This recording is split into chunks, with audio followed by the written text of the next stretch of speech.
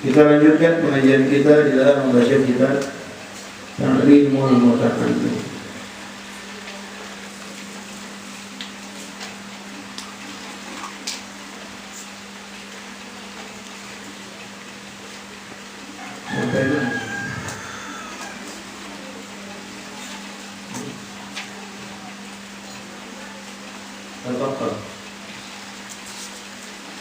Bismillahirrahmanirrahim.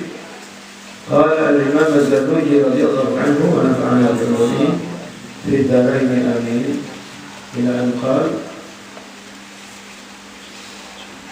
tafaqqah fa inna al-fiqha afdalu qa'idi ila al-birri wa taqwa wa a'dalu qasidi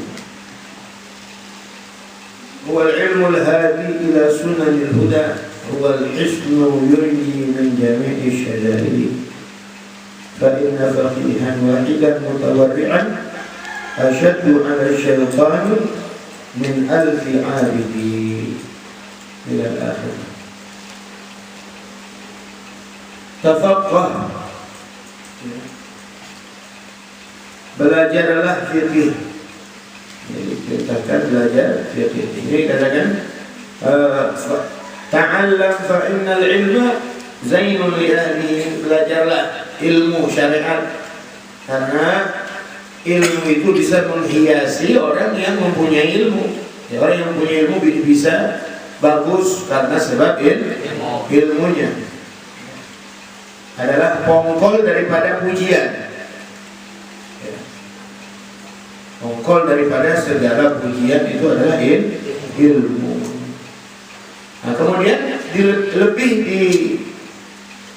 perkecil lagi, spesifikasi lagi bahasanya, ya, perintahnya. Tafaqquh, setelah belajarlah ilmu syariat. Nah, terus lebih dikhususkan lagi, tafaqquh, terutama belajarlah ilmu fikih. Nah, ini belajarlah ilmu fikih karena ilmu fikih ini penting, ya, untuk ibadah kita. Di sini ada pelajaran fikih, ya. Ada setiap Sabtu, siapa yang belajar fikih? Safinatul Najah. Ahmad, ya. Belajar fikih. Dan fikih ini adalah satu ilmu yang enggak mudah orang untuk belajar. Makanya perintahnya lebih ketat lagi. Nggak mudah orang belajar ilmu fikih. Kadang-kadang sekali dua kali dia merasa bosan udah. Tapi kalau dia belajar terus ilmu fikih, lama kelamaan dia semakin nikmat. Kalau dia sudah merasakan kenikmatan belajar ilmu fikih, ya, maka akan terus mencari. Kalau masih awal-awal ya mungkin masih bosan, ya. Apalagi kalau belajar ilmu fikih itu rada-rada mikir.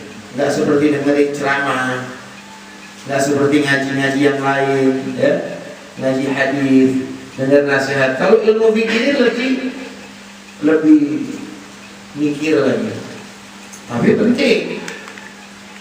Sebab keseharian kita hidup tergantung ilmu fikih. Sholat kita, wudu kita, mandi kita, ya, itu semuanya adanya di pelajaran fikih. Makanya tafaqqah fa innal fiqha, karena sesungguhnya ilmu fikih itu afdhalul qaidi, paling baik, paling utamanya penuntun, yang nuntun kita untuk menuju Allah Subhanahu wa taala adalah dengan ilmu fikih. Kita harus melaksanakan taat ibadah kepada Allah. Fikihlah yang menuntun taat kita benar. Fikihlah yang menuntun ibadah kita betul dan dianggap oleh Allah Subhanahu wa taala. Kalau nggak pakai fikih ya nggak bakal dianggap. Anda belajar rukun sholat itu adanya di fikih. Anda belajar syarat sholat adanya di fikih. Anda belajar zakat adanya di fikih. Anda belajar wudu, mandi dan sebagainya semuanya di fikih. Makanya fikih ini sebaik-baik dan penuntun kita. Afdhalu ghairi ilal birri, penuntun kemana? Kepada kebaikan. Wa taqwa, dan ketakwaan. wa a'dalu qasidi, dan sebaik-baiknya tujuan.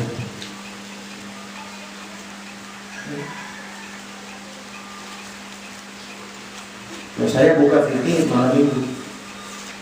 Ini pengajian di pondok malam minggu itu saya buka fikih. Cuma udah khatam karena mau ganti kitab Sulamul Taufiq. Nah, Abdullah bin Husain bin Tahir. Di sini ada fikih Sabinatul Najah. Semua bagus. Yang penting sesuai dengan madhab kita. Jangan kita madhab Imam Syafi'i belajarnya madhab yang lain. Yang penting sesuai dengan madhab. Karena kalau fikih itu banyak yang dapat. Kalau tauhid ya itu satu, nggak mungkin beda. Tapi kalau fikih ada Syafi'i, ada Maliki, ada Hanafi, ada Hambali, satu aja kita pegang.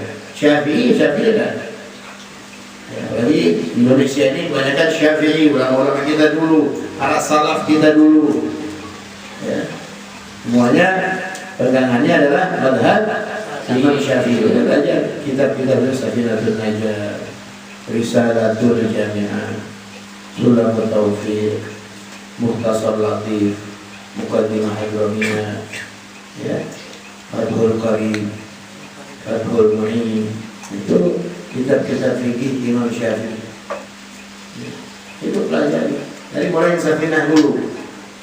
Ya, jangan langsung tinggi ya. Safinah dulu bagus banget gitu ya. Yang kadang Syekh Abdullah bin Salim bin Sumair, makomnya di Jakarta, di Tenabang, Masjid Al-Ma'mur. Tapi beliau orang Hadramut. Ya. Itu kitab barokah, di mana saja dipakai itu kitab Sabinatul Najah. Yang kecil-kecil dulu. Jangan langsung tinggi. Kalau di Hadramut itu Fathul Mu'in termasuk tinggi udah. Fathul Qarib termasuk tinggi. Kalau di sana itu urutannya Risalatul Jami'ah dulu, pertama, kedua Safinah, ketiga Mukhtasar Shalih, keempat Muqaddimatul Ibramiyah, kelima Fathul Qarib, keenam Zubat, ketujuh Umdah, habis itu baru Minhajul Talibin atau Fathul Mu'in. Ya. Itu dari kecil sampai besar ya. Dan yang diulas itu aja. Dan Safinah pergi dari bab bersuci, bab sholat, bab zakat, dan naik lagi kita berikutnya Mukhtasar, sama kita, cuma pembahasannya lebih luas lagi, lebih luas. Ya. Dan ilmu fikih itu satu pecahan, satu bisa terpecahkan, ada lagi ilmu di belakang dia 10.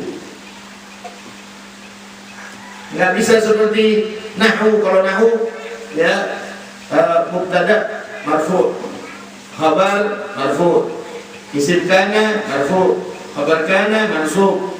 Satu doang nggak ada ini. Tapi kalau fikih ini satu terpecahkan, masih ada lagi 10 masalah di belakang. Makanya nggak akan kelar.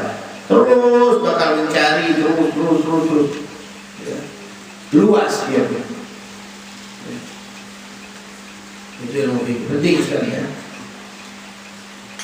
Huwal ilmul hadi ila sunanil huda.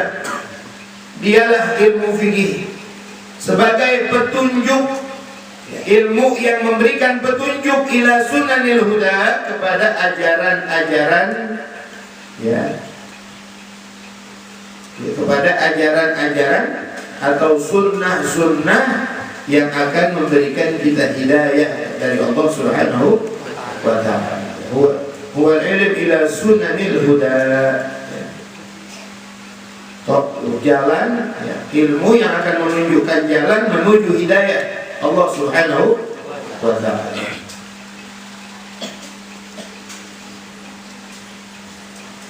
Huwal ismu, dia adalah benteng ya, yunji min jami'i syadaidi, yang akan menyelamatkan ya. Menyelamatkan siapa? Talibahu, orang yang menuntutnya, orang yang mencari. Dia akan menyelamatkan. Ilmu fikih ini akan menyelamatkan orang yang belajar ilmu fikih ya, min jami'i syadaidi, dari segala kesulitan. Nah, dari segala kesulitan, insyaallah ilmu fikih ini akan menyelamatkan ya. Kemudian fa inna faqihan wahidan mutawarri'an, karena sesungguhnya atau maka sesungguhnya faqihan, satu orang ahli fikih, satu orang yang ngerti fikih, ya, mutawarri'an, yang warok, satu orang ahli fikih yang warok. Apa arti warok? Mutajanniban 'anil haram, yang jauh daripada perbuatan haram. Itu warok namanya. Satu ahli fikih yang warok, ya. Karena ada tempo-tempo orang yang ahli fikih tapi memutarbalikkan hukum yang ada di tidak boleh jadi boleh. Itu nggak warok namanya. Banyak yang seperti itu. Ahli fikih yang tadinya boleh, itu bilang nggak boleh. Atau yang tadinya nggak boleh, dibilang boleh. Putar balik dia. Itu nggak warok. Ahli fikih yang warok, ya. Asyaddu 'ala syaitani, lebih sulit bagi syaitan untuk menggoda. Lebih sulit bagi syaitan untuk menggoda min alfi abidi, daripada 1000 orang yang ahli ibadah. Jadi satu orang yang ngerti fikih itu syaitan lebih sulit untuk menggodanya dibandingkan 1000 orang yang ahli ibadah. Lebih mudah.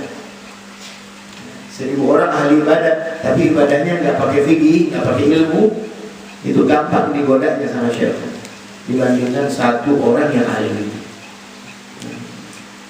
Sulit buat syaitan mencari celah untuk menggoda orang yang ngerti ilmu fikih. Ya belajar. Bagi anak-anak muda banyak di sini, ya. Saya sering mengatakan bahwasanya untuk belajar ilmu agama nggak harus mondok, ya, nggak harus mondok. Ya, yang penting himmah kita, kemauan kita, ya. Kemauan kita, keinginan kita. Guru banyak, ya. Sekarang ini gampang, nanti nggak usah kayak ke Hadramut, kita ngajar di sini semua dari Hadramut. Asal tinggal keinginan kita. Seorang guru itu lebih enak untuk memberikan ilmu kalau yang menuntut ilmunya semangat. Itu lebih enak, lebih senang kalau semangat, gitu ya.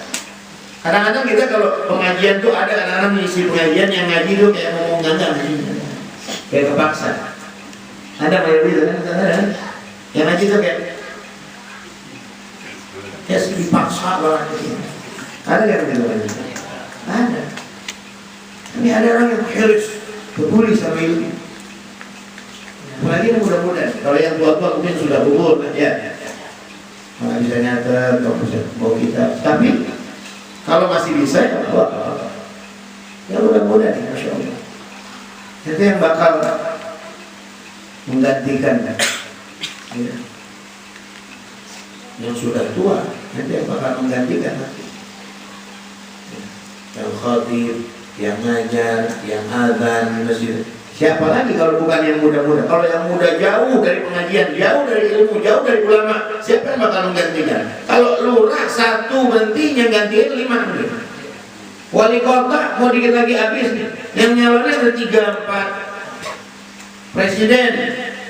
Begitu juga kalau pejabat.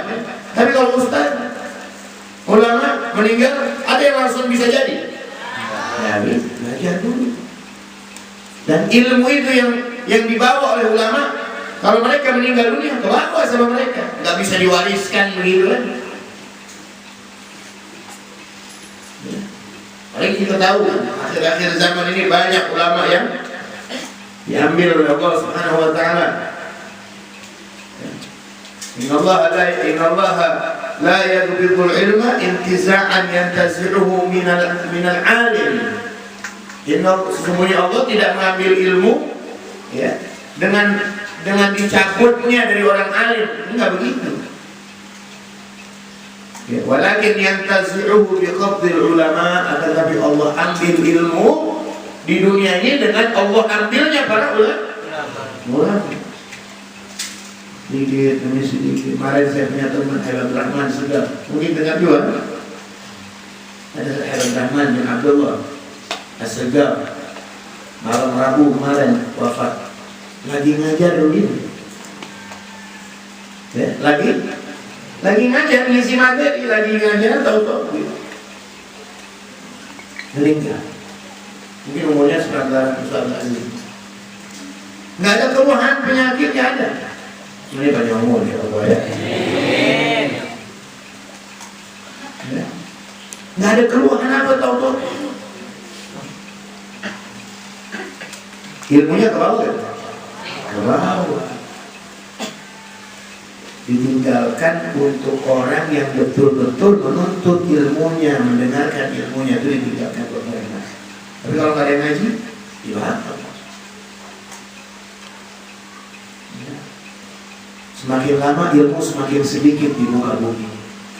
Nah, kalau udah ilmu semakin sedikit, maka suara nasukal bahaim, manusia akan lama-kelamaan akan menjadi seperti binatang. Kalau nggak ada ulama, manusia seperti binatang, tidak ada yang ngarahin. Zaman sekarang aja lebih banyak mungkin yang tidak terarah hidupnya di dunia daripada orang-orang yang terarah ke jalan Allah SWT. Karena apa? Karena jarang banget yang duduk di majelis ilmu, lebih banyak yang tidak duduk di majelis ilmu, lebih banyak yang kagak ngaji. Benar apa enggak? Bisa dihitung.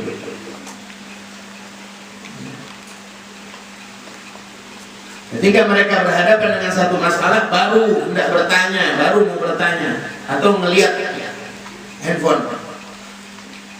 Hukumnya, apalagi sekarang zamannya sangat canggih kan. Hukumnya apabila ini atau perempuan kena masalah tentang haid, nanya di Google. Enggak pernah ngaji? Ya, atau nanya tentang sholat, atau nanya tentang zakat, atau nanya tentang kurban. Ya, karena kayak bab kurban aja kan. Ya. Orang selalu timbul pertanyaan yang sama setiap tahun. Ya kan, karena sudah timbul pertanyaan yang sama setiap tahun. Geru, Masya Allah, korban itu geru. Pertanyaan yang ini lagi terulang. Padahal guru itu Ustadz selalu nerangin. Kalau mereka dicatat, ditulis, peduli dengan ilmu, maka nggak akan terulang lagi pertanyaan itu. Nanti lama-kelamaan kalau ulama semakin sedikit, mau betul-betul. Manusia lama-kelamaan akan seperti bahaim atau binatang. Alhamdulillah. Tidak ada arahan hidupnya, tidak ada bimbingan agama. Makanya yang muda-muda dia harus menyempatkan untuk menuntut ilmu. Jangan kita ikutin selalu dunia tidak ada kesempatan buat ngaji. Ya, kadang-kadang kita tanya mana tinggal ngaji, habis report apa? Apa sih yang kita dapat?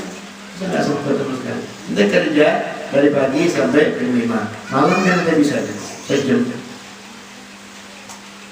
dengerin kita pengajian. Kadang lebih memilih buat nonton sinetron daripada nonton ilmu. Kalau kita nonton sinetron 2 jam kuat, tapi kalau kita ngaji setengah jam lewat aja udah ngedumel.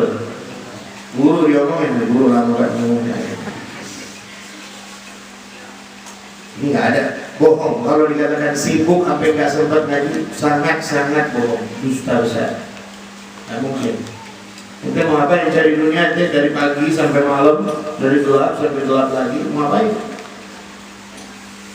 Ya, main nggak ada manfaatnya. Yang ente cari nggak bakalan bikin senang ente. Harta yang ente cari walaupun banyak nggak bakalan bikin senang ente kalau ente jauh dari ulama, jauh dari ilmu. Nggak bakal, mustahil. Nabi pasti benar. Nggak mungkin orang yang jauh dari ulama hidupnya senang, nggak mungkin. Nggak percaya saya. Walaupun dia kaya, dia banyak mobilnya. Ya, rumahnya lebar, tanahnya banyak, duitnya kayak tisu. Ya, kita begini nongol lagi, habis-habis betul. Saya tidak percaya dia senang hidupnya kalau dia jauh dari ulama. Tidak percaya, buktikan. Ya. Karena Nabi pasti benar. Ya Allah al-barakah min kasbihim, kata Nabi. Allah angkat tuh keberkahan orang yang jauh dari ulama. Allah angkat keberkahan dari hasil usahanya. Rumah hasil usaha dia, mobil hasil usaha dia, tanah hasil usaha dia, duit hasil usaha dia. Itu nggak ada keberkahan dari hasil usaha dia, itu nggak ada keberkahan. Itu Nabi sallallahu alaihi wasallam.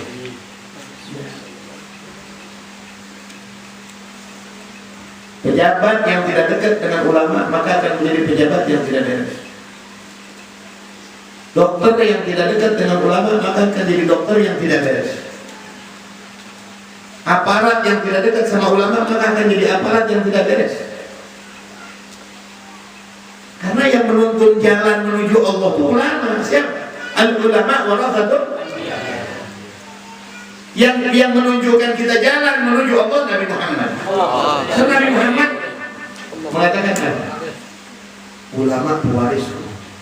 Nabi Muhammad nggak ada, ya para ulama yang menuntun kita. Dan kalau orang tidak terbimbing menuju Allah, nggak mungkin dia beres. Kalau tidak terbimbing menuju Allah, nggak mungkin dia beres dalam hal apapun.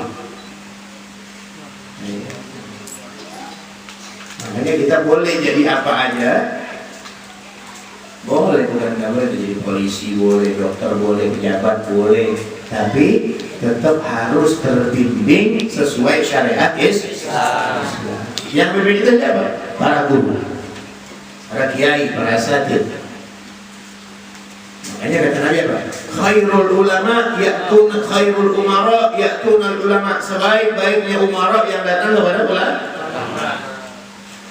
Kita mau jadi umara yang baik, yang beres, datang kepada ulama, soal kepada ulama.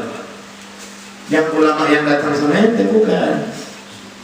Kalau ulama yang datang sama ente berarti ulama yang kagak beres. Karena kata Nabi, syarrul ulama ya'tunal umara.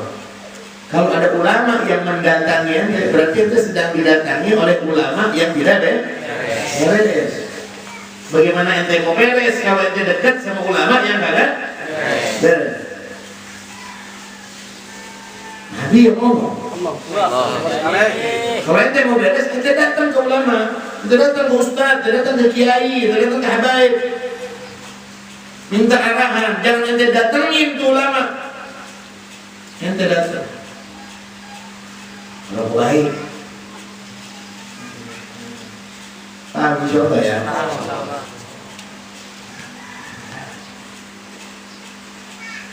Nyatanya sekarang itu banyakan yang seperti itu. Iya enggak? Banyakan yang seperti itu. Jadi ngayak ya. Bismillah terus. Wa kadzalika ya. Fi sa'iril akhlaq. Ini kemarin keterangannya apa? Bahwasanya Allah Subhanahu wa taala memberikan keutamaan kepada manusia dengan diberikannya ilmu ya. Yang mana ilmu itu adalah perantara kita untuk bertakwa kepada Allah. Wa kadzalika fi sa'iril akhlaq, begitu juga di semua akhlak perangai. Nahwul jud, seperti apa? Seperti al-jud, dermawan. Jud itu royal ya, dermawan, baik.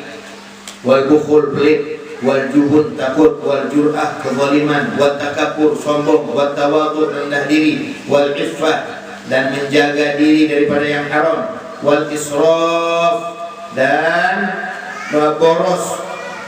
Israf itu boros. Wal tabtir, tabtir itu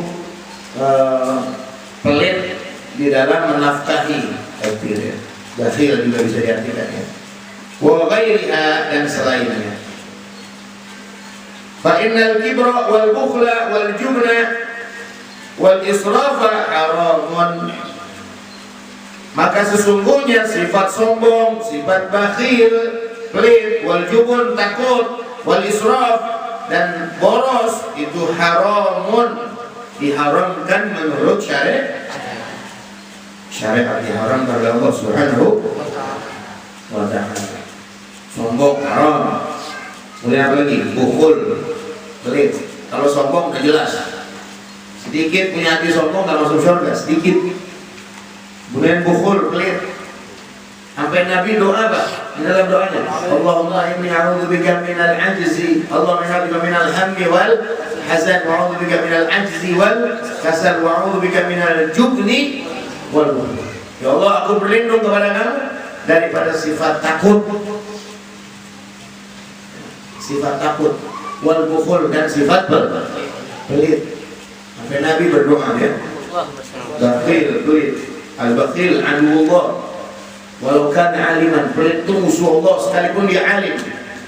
Kiai, ulama, dia pelit, musuh Allah. Ya. Alhamdulillah kan. Wal jubun, rasa takut, wal israf, boros. Walaupun milik dia, boros. Ya. Haram. Wala yumkinu taharruza anha, dan tidak mungkin kita bisa menjauh daripada sifat-sifat yang buruk tadi illa bi'ilmiha, kecuali dengan kita mengetahui ya, mengetahui sifat-sifat yang tadi ya. Kayak begini contohnya ya. Ghibah. Riba. Apa artinya riba?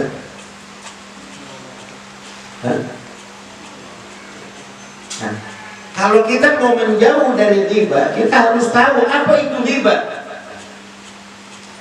Kadang kan begini, orang ngomongin orang. Ya, orang ngomongin orang itu lu nggak boleh ribahin orang. Ada yang nasihatin. Ini yang ngomong nih, dia dengan PD-nya dia bilang apa? Ini sih yang saya omongin fakta. Benar ya? Ini yang saya omongin benar adanya. Dia tidak tahu arti riba itu apa. Jadi kalau kita mau menjauh dari satu sifat jelek, kita mesti tahu apa definisinya. Apa itu kibir? Apa itu hasud? Mesti tahu dulu. Riba itu kan dzikru akhika bima yakrahu wa in kunta shadiqan. Menyebut-nyebut saudaramu sesuatu yang dia tidak suka, sekalipun kamu jujur, sekalipun fakta, sekalipun benar, itu namanya riba. Kalau dia tahu, dia nggak mungkin ngomong begitu. Ini kan yang saya ngomongin fakta, nggak mungkin. Karena yang namanya riba itu memang yang fakta. Kalau bukan fakta namanya bukan riba, tapi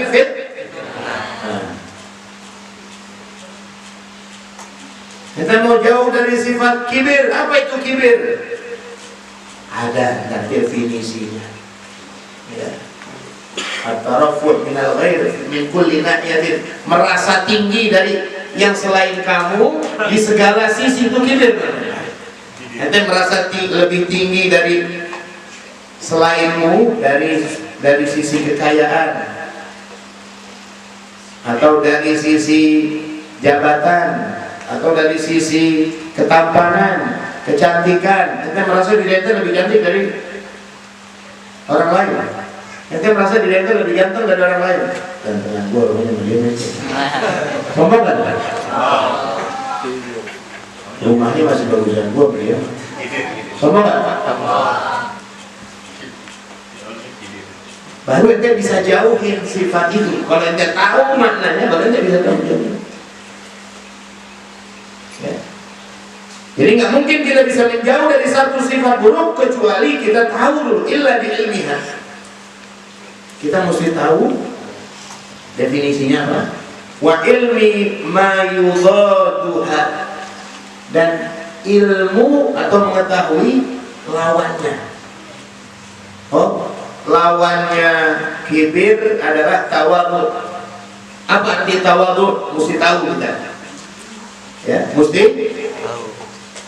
tahu. Caranya untuk tawadhu seperti apa? Nanti diterangin tuh. Ada semua ilmu-ilmunya. Ya. Bakhil itu apa? Pelit. Kan kita taunya bakhil itu pelit. Apa semua pelit diharamkan? Kan nggak tahu kita kan. Pelit apa yang nggak boleh menurut syariat? Kita mesti tahu dulu. Baru kita bisa menjauhi sifat bukul yang benar-benar nggak boleh menurut syariat. Nanti kalau kita sudah tahu, kita mesti tahu kebalikannya. Pelit apa? Jud, dermawan. Cara untuk dermawan bagaimana obatnya? Nah nanti itu baru kita bisa sedikit-sedikit ya merubah diri kita, menjauhi daripada sifat-sifat yang tidak baik. Jadi semuanya pasti dengan ilmu. Fayaftaridu ala kulli insanin ilmuha, maka wajib bagi setiap manusia untuk mengetahuinya. Wajib. Kalau ilmu tentang hati itu adanya di tasawuf, ya. Makanya kitab Risalatul Jami'ah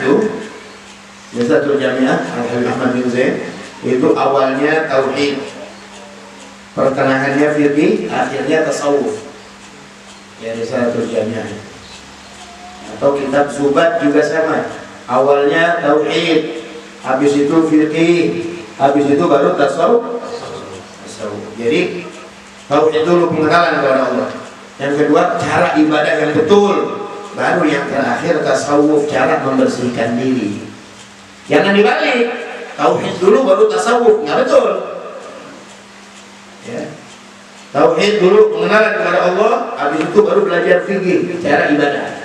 Habis itu baru cara untuk membersihkan hati. Ya. Karena kebanyakan para ulama ya seperti itu. Al-Imam Ghazali radhiyallahu anhu, sebelum beliau bertasawuf, beliau ahli fikih besar, banyak karangan fikihnya. Akhir-akhir umurnya baru beliau tasawuf. Ya. Jadi setelah fikihnya matang, baru tasawuf. Al-Imam Ahmad bin Ruslan juga sama. Setelah fikihnya matang, ngarang kitab Zubat, akhir umurnya baru beliau bertasawuf.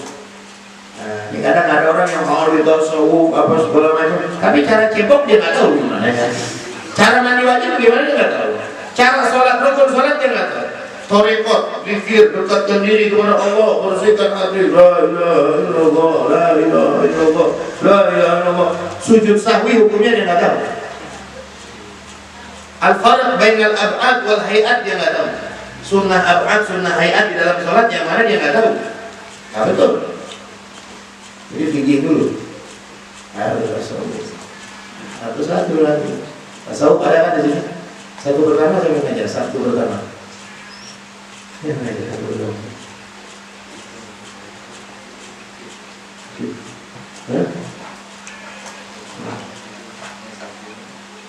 Satu pertama siap, siapa? Bila hidayah. Wawasan. Siapa aja? Yang sebagian?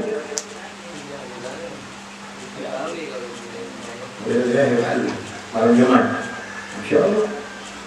Udah ada semuanya ada, tinggal ente bawa kitab, ente beli kitab yang mudah-mudahan nih. Jangan saya kagak bisa, justru kagak bisa belajar. Lah kalau udah bisa, ngapain bawa kitab? Mereka belajar harokatin dikit-dikit. Udah lama-lama nanti. Yang penting keinginan yang bikin ente tukang. Orang bisa jadi tukang, awalnya bisa mah. Bisa gak? Nggak bisa jadi kenaik dulu. Cuma dia liatin tukang caranya begini, oh begini, baru dia jadi tukang lama-kelamaan. Benar nggak? Yang tadinya kenaik naik pangkatnya jadi tukang. Benar nggak? Karena dia punya kemauan, rajin, punya kemauan. Ente pun begitu. Bawa kita berapa beli paling 30.000. Kita beli rokok tiap hari 20.000 buat baca kita makruh juga. Ngangguk, karena buat kita ngangguk. Alim muta'alim beli, apalagi di sini kita Safilatun Najat, enggak, Safilatun Najat tipis, kan 5.000. Ya, beli paket, nanti pulsa paket berapa? Ya, 50.000 sebulan tidak bisa. Insya Allah bukannya berarti nggak bawa kitab nggak bagus. Ya kalau kitab insya Allah lebih bagus. Ngaji itu bagus, tapi kalau kitab lebih mudah-mudahan. Ya biasa ya. Insya Allah mudah-mudahan ilmu yang kita dapatkan bermanfaat dan bisa kita mengamalkannya, tambah dekat kepada Allah Subhanahu wa Ta'ala. Amin ya rabbal alamin. Sekian yang saya sampaikan. Rabbana anfa'na bima 'allamtana, Rabbi 'allimna alladhi yanfa'una, Rabbi faqihna wa faqih ahlana, wa rabbana bi dinina na'budu bi mutawallaka. Assalamualaikum warahmatullahi wabarakatuh.